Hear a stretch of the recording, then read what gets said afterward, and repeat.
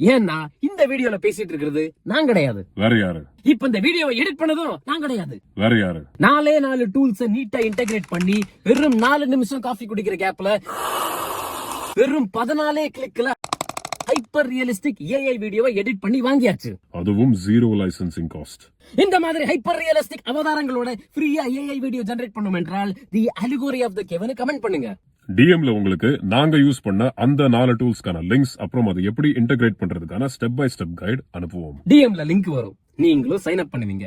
ஆனா இந்த மாதிரி வீடியோ மட்டும் வராது. ஏன்னா ஏஐ வச்சு ரியலிஸ்டிக் வீடியோஸ் ஜெனரேட் பண்ணேன்னு சொன்னவங்க மேனுவலா கூட எடிட் பண்ணிருக்கலாம். என்கேஜ்மெண்ட்காக இந்த மாதிரி ஃபால்ஸ் ரியாலிட்டியை கிரியேட் பண்ணிருக்கலாம். இங்கதான் பிலாசபி ஆரம்பிக்குது. அவங்க ஆர்டிபிஷியல் இன்டெலிஜென்ஸ் வச்சுதான் ஹைப்பர் ரியலிஸ்டிக் வீடியோஸ் கிரியேட் பண்ணாங்களா இல்லையான்றது உங்களால வெரிஃபை பண்ண முடியாது.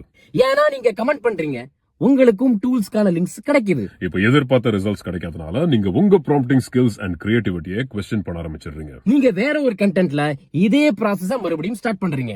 நோ டவுட் ஏஐ பயங்கரமா அட்வான்ஸ் ஆயிட்டு இருக்கு. அதனால மேனுவலா பண்ணுன்னு சொல்றதை விட இது ஏஐ பண்ணுச்சுறான்னு சொன்னா அதுக்கு ட்ராக்ஷன் இன்னும் அதிகம். ஒரு விஷயம் உண்மைன்னு கிளைம் பண்ணி அது மூலமாக வேற ஒரு செயல் உங்களை செய்ய வைக்கிறதுக்கு பேரு எபிஸ்டமிக் மிஸ்டைரக்ஷன்.